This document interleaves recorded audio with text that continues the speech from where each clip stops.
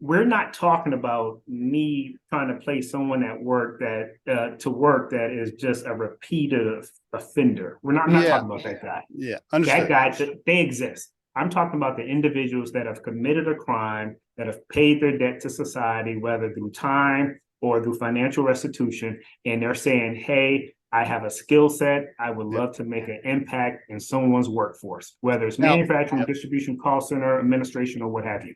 And Mark was telling me, the guy from All My Friends Are Felons, he believes that 90% of the inmates are what you just described. He said, make no mistake about it. He said about 10% of the inmates are psycho, lifelong criminals that need to be in there. But he said the majority of them either grew up in the wrong place, didn't have a chance, made one mistake, et cetera, like you're describing. Yep. Absolutely. I say 90 plus. I've been doing it for a long time. And even when I've seen what's been evidenced in this office that I'm sitting in right now, you would not think this guy just did 5 years. You would never think he did 7 years. You would never think he did. Laji Ruffin, who did, he's an individual that I met. You should look him up, Ruffin, Ladji. He did 26 years. He now works for the state of Georgia. Yes, you would never think he did 26 years. I love those stories where they come out and they're successful. I had a gentleman on my podcast. Can't say his name because the company that he works for now would only let us release it without his name or the company being listed. So I'll send you the link to the interview. Just like you described, he was in Utah. He was a Mormon guy in Utah, married with kids. He made the mistake of sleeping with an underage girl whose parents reported him. He was a CFO for a big company, well-educated guy. Slept with a 17-year-old girl. Parents prosecuted him. Went to jail for 6 years. And he was just saying, he fully admits, like, I was stupid. It was dumb. It was wrong. I'm sorry. Like all of it. Right. Like he makes no excuses for it. He's like, yeah, I totally screwed up. But somebody was kind enough to give him a chance when he got out. Somebody was kind enough. Somebody said, look, man, okay, you made a mistake. And now guess what? He's a CFO for a company again. Because somebody would give him a chance, which is what you guys are. That's what you guys do. Imagine how many hymns are there out there. Oh yeah, totally. And everyone says they want to be a millionaire, but no one really wants to be a millionaire. They want the trappings of it, right? No one wants. Very few want to be a CEO. So let's bring it down. Yeah. How many individuals, if given a second chance, they can make 30, 40, 50, $60,000 a year and take care of themselves. Yes. That's it. But they just need the chance. And here's the issue. The problem is twofold. So second chance stands for providing them a second chance, finding those employers, but also helping them with their own mentality. Because once you've been institutionalized, you have the mentality that I'm a criminal. No, you're not a criminal. You made a mistake. You paid your debt. Now let's create another paradigm shift and let's talk about your skill set. What do you have to offer?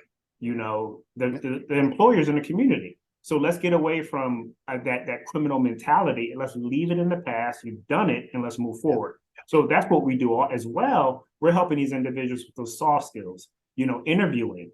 Many of them have never interviewed before in their life. What is work hardening? 8 o'clock means 7:30. Conflict resolution, the correct dress attire. How do you manage stress? So those are the things that we provide them with a lot of help. Love Even something as simple as a comm app. The comm app you see on TV, if you become a member of 2C Workforce Solutions, we provide you with a comm app. So you can learn how to meditate. You can learn, it's so much that we can help these individuals with, and that's what I'm passionate about. So if you ask me why I love doing what I'm doing, one, we're paying individuals weekly. So we're changing communities. Number two, we're changing it. And people say the macro is that one person. I believe all the ills of society, the ills that we had could be quickly mitigated if we just turned inside and if we just focus on ourselves. You don't have to be Bill Gates or Mark Zuckerberg. Just let's let's prepare your home first, yourself, and then your home, then your neighborhood, and then your community. That's the butterfly effect, right?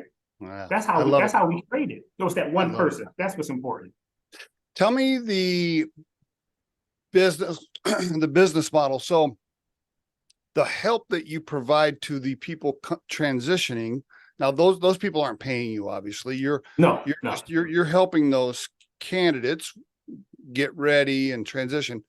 And then you are targeting industries and companies that are willing to give these folks a chance, and then connecting the two. Correct. Easier said than done. So there's a lot of hats that I wear. Yeah, I made that sound simple, didn't I? You made that sound incredibly simple. I wish it was that easy. So yes, anyone could come, whether you have a background or not. So we're a commercial staffing company. If we have a job for admin or manufacturers, anybody can apply. However, we do focus a lot of our attention on the returning citizens, and no, we don't charge anything. Come in, apply online, and then fill out application, come to see us, go through the interview process. My work as the senior vice president is working with contacting a lot of the companies. I just left DC, strategizing and trying to educate them on changing their policies, changing their paradigm. Easier said than done, because it looks good on paper. And as you know, a lot of things are discussed at the C level, but it doesn't trickle down. So, and as soon as I say reentry, individuals go to the negative pole, right? They say, oh, Steve says, yeah, oh, I want to hire guys. I want to give everybody a second chance, but not at my facility. Let it happen over there. I'm glad what those guys are doing, because I don't want, because as soon as I say reentry, then someone says, oh, he's going to get some murderers in here. Yeah. That's what it is. So it's a lot of education, but what excites me is the early adopters. And I'm not going to mention the company's name, but I had a company that I did a presentation for, and the HR manager looked at me and she said, I am all for this because my son just got out of jail and he cannot find a job. Good one. Yeah, I like that. My son, the person that I raised, he made a stupid mistake. Wrong people. Yeah. And he went to jail, did 3 years, and now he can't find a job. And I'm so glad that you're doing this.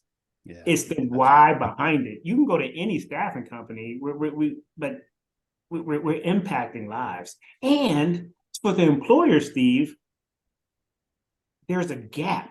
Employers can't find, everyone's saying we can't find employees anymore. Yeah. But you have individuals that are ready, eager, willing, and they have a chip on their shoulder. They have something to prove. They're like, give me one chance, second chance. Give me a second chance to prove, to earn my debt back to society.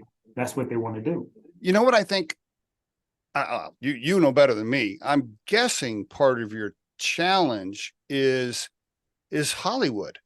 Hollywood portrays, anytime there's movies on TV and it shows people in jail, right, or prisons or jail, to make the movie exciting, it always shows these super hard, tattoos on the face, and all these. It's like, actually, no, like that's not how most of them are. That's part of your challenge, right? So because when you're talking to the HR lady that just watched some movie, where she's thinking, oh, I don't want like gang members in here that have killed people, exactly. That's got to be a challenge for you. And you'll be amazed how many white collar, quote unquote, white collar individuals that we support, embezzlement, these white collar crimes that people really do time for. Oh, totally. So, or just like you said, a simple mistake, a mistake. Steve and I are at the bar, we get in a fight, I punch you, you fall down, you hit your head. Now I do 5 years. So it's my life's work, Steve. It's something that I'm passionate about, and I don't need to rehearse, because it speaks for itself. There's an opportunity, there's a gap that needs to be filled, and it needs to be filled with some qualified individuals, and they just need to be heard.